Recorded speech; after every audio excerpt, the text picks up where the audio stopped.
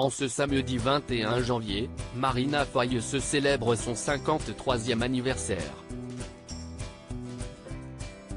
Une date qu'elle aurait tant aimé célébrer avec son frère Fabio, tragiquement décédé en 1999 dans un accident d'avion.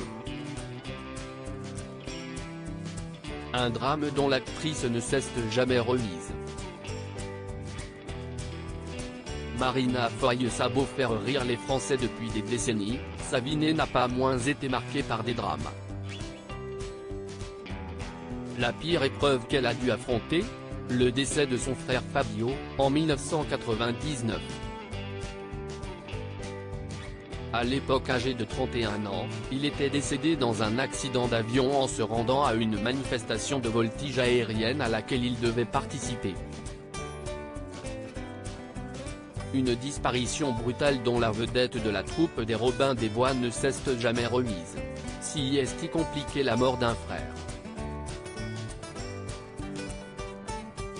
J'ai eu mal au ventre pendant 2 ans après sa mort, avait-elle déclaré en 2013 dans les colonnes du magazine Psychologie. Si est-il dans ce même magazine que, 4 ans plus tard, en 2017, elle avait à nouveau évoqué le sujet. Cette fois-ci, elle avait confié en avoir voulu à son frère de l'avoir quitté si tôt. Même s'il n'était pas responsable, la jeune femme qu'elle était alors s'était sentie abandonnée.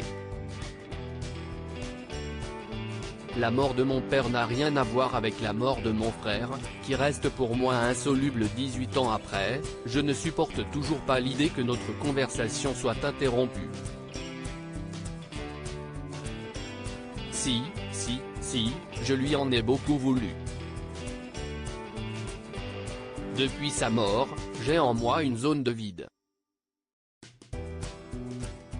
Marina Foïs a fait un sketch le lendemain de la mort de son frère. Marina Foïs se l'avoue, elle ne se remettra sûrement jamais de la perte de ce frère dont elle était si proche. Comme amputée d'un membre, elle n'a plus jamais été la même après ce drame. Mais même si elle gardera toujours une certaine noirceur en elle, l'ex-compagne d'Éric Lartigot, qu'elle a rencontré peu après le décès de son frère, sait aussi se concentrer sur le positif. Tout cela n'est pas que triste. Évidemment que je préférerais que mon grand frère soit vivant, ce serait plus marrant, mais les drames donnent aussi du courage.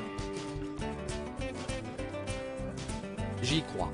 Le lendemain de sa mort, j'ai fait un sketch en direct et je me suis vraiment marré, avait-elle tenu à souligner à l'époque de ses confidences dans les colonnes du magazine Psychologie.